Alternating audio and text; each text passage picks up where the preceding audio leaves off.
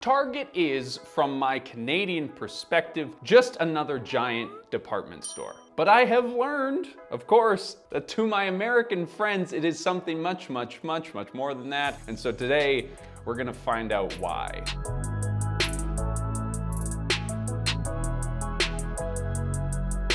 Thank you to Shopify for sponsoring this video. Target has technically been around for about 100 years, but the rebranding process that made the store the Target that we all know today started in the 1960s in Minnesota. The corporation was founded by George Dayton, who wanted to create sprawling stores that mixed better quality merchandise with discount prices. He did talk like that. To make a short story short, his plan worked, and today there are 1,938 Target stores in the United States. So why are they so popular, and why do people spend so much money there? But first, we're gonna thank our sponsor for today's video, which is Shopify. Shopify is an easy, all-in-one commerce platform for anyone to start, grow, and manage their business. They make it super easy to set up a small business and storefront through their platform. Plus, Shopify supports businesses along the entire journey, giving them the resources they need to grow. We like to think of Shopify as a facilitator for innovation within business. I genuinely believe that entrepreneurialism is a great place for us to solve the problems of tomorrow, and Shopify is making that easy. Shopify lets you sell online, in person, and on all major social media platforms that these kids are using nowadays. They encourage and empower smaller companies to innovate and lead their own change through entrepreneurialism.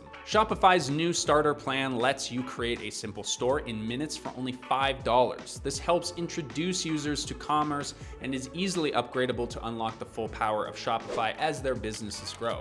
If you click in the link down in the description, you'll actually get a step-by-step guide on how to launch a store through Shopify. It's incredibly simple. Shopify has sponsored our content from the beginning, and it is a huge boost for us to be able to create content for you. So a thank you to Shopify for being here. Let's get back into the video. There are several reasons why people walk into a Target, needing one thing and then leave with a cart full of stuff, and none of them are an accident. First of all, Target specifically lays out their stores to make it a pleasant store to shop in. The aisles are nice and wide, and the way that the store flows encourages browsing. The head honchos at Target spend a ton of time predicting the path that customers will take through their stores, and they place products in a way that encourages cross-selling. They know that if you're looking for a cozy new fall candle, you would probably also like some cozy throw pillows to go with it. It's the same online tactic that shops use when they suggest frequently bought items,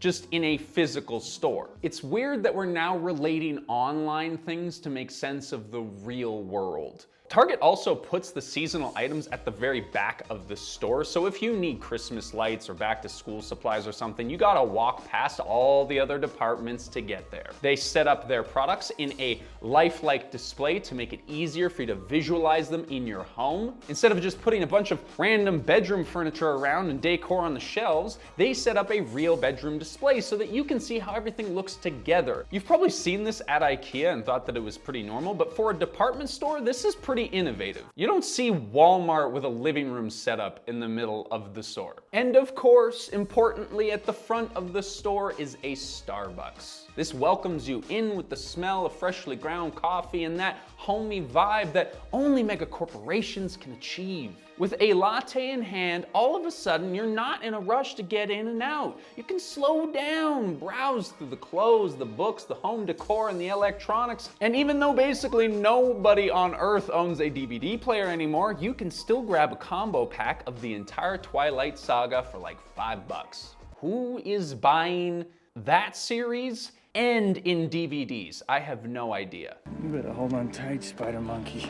Another strategy that Target uses is the exact same thing we talked about in our video about Trader Joe's, which you haven't seen already, you should definitely go check out. And if you like this kind of content, you should definitely subscribe. TJs and TARGETs master the treasure hunt effect. They rotate their products in and out so quickly that you feel like you have to visit all the time just to see what's in stock and what you might have missed out on. The seasonal collection is seasonal for a reason. Probably most infamously is Target's Bullseye Playground. This is a $1 section that's right at the front of the store, and it pulls you in with those insanely low prices before you even take 10 steps into the store. And those products change weekly. Target also makes their own original product lines that are super successful, especially their clothing and home decor lines. You can decorate your home, clothe yourself and your kids all in one shopping trip and for a budget-friendly price. They also collaborate with top designers and collaborate with celebrities to release these exclusive Target collections that you can only get at your local Target store. Target also does something that we probably all understand is a scam, but never really fully appreciate. Target makes you think that everything in their store is on sale simply by ending all their prices with 99 cents. That makes you feel like you're getting some sort of deal because it's better to pay $29.99 for something than $30. Even though it's that 1 cent difference, there is that psychological trick that your mind plays on you even though we know that it exists. Now, of course, this is starting to sound like a very fun list of interesting factoids, but there's one more that I really want to talk about. Target makes shopping in their stores easier by making their carts extremely light.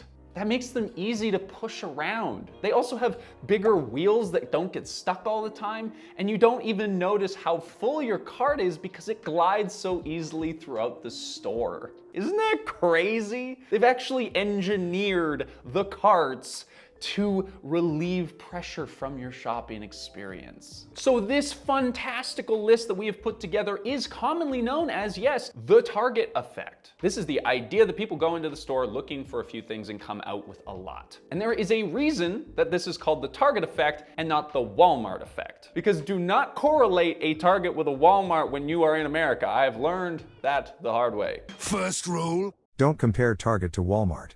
does that mean Target is considered by many to be the upscale Walmart. The aisles are wider, the shelves are shorter and better organized, there isn't that terrible fluorescent lighting, the signage is more aesthetically pleasing, you get the point. Remember when Instagram was taking off and all of the young people jumped over there and Facebook just sort of slowly started to decompose and die? But nowadays, TikTok is kind of more of the Instagram in this analogy. I mean, you're starting to see that I'm 30 years old here, but TikTok and Instagram is where you want to be to spend time when you want to enjoy yourself. And Walmart is the Facebook that you use exclusively just to message your old high school friends. The Target effect is so well known as a phenomenon that being a Target impulse buyer is like a personality trait that suburban millennial moms hold on to like the Horcrux that keeps them alive. Loving Target, along with all their pumpkin spice Taylor Swift having an ungodly amount of throw pillows kind of feeling, is a big part of their brand. Feeling down? Go to a Target. Kids are driving you crazy? Dump them at a sitter? Go to Target. Need a midday caffeine boost to get you through that last meeting? Go to a Starbucks, which is inside of a Target. The reason Target is so popular is because they are aimed at middle-class consumers, which takes us right back to George Dayton's original idea of better quality merchandise for discount prices. That dude was onto something, and by golly gee, it worked. And this is probably something that you've already heard about. Retail therapy. Studies have shown that the dopamine hit that you get when you make a purchase is the same as when you go gambling at a casino. Buying things is literally addictive. And there's even a name for shopping addiction. Oniomania.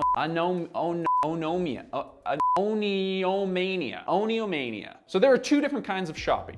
Utilitarian shopping and hedonic shopping. Utilitarian covers your basic needs for survival. It's like food and clothing and shoes and toothbrushes, etc.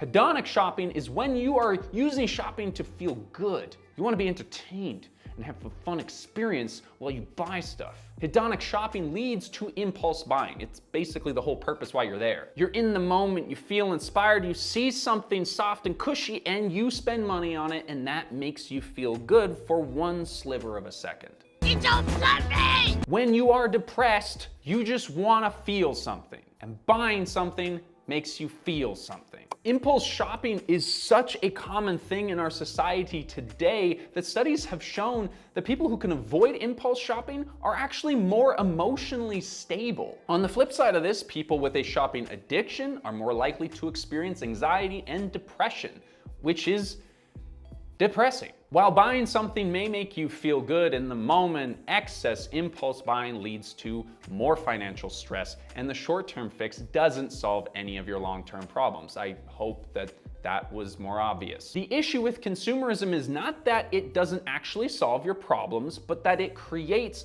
more problems for the planet and yourself. According to J.B. McKinnon, author of The Day the World Stops Shopping, overconsumption drives every single environmental crisis we are facing. From deforestation to pollution to whale conservation, our purchases have an impact and take a toll on our natural resources. This should be obvious. And all of those resources, through shopping, become waste. Our pal George Dayton may have started with a focus on better quality merchandise, but nowadays the stuff you buy from mega brands like Target are made cheaply halfway around on the other side of the world because they know that it's just gonna get thrown in the trash anyway. We use cheap products until they break or the trends change, and then we donate them or throw them out so that we can buy new products because that makes us feel good. And Target is one of the main places that drives that kind of cycle. I want more.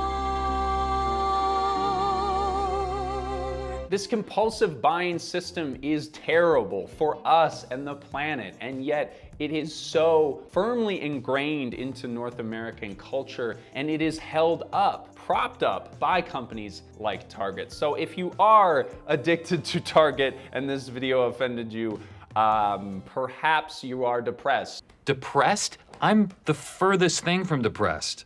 I mean, look at what I've accomplished. Do you see him? Do you think a depressed person could make this? And if you aren't, and maybe you enjoyed this video, consider liking. I don't think we're gonna get any of the Target enthusiasts out of this one. But thank you so much for watching, and we will see you in the next one.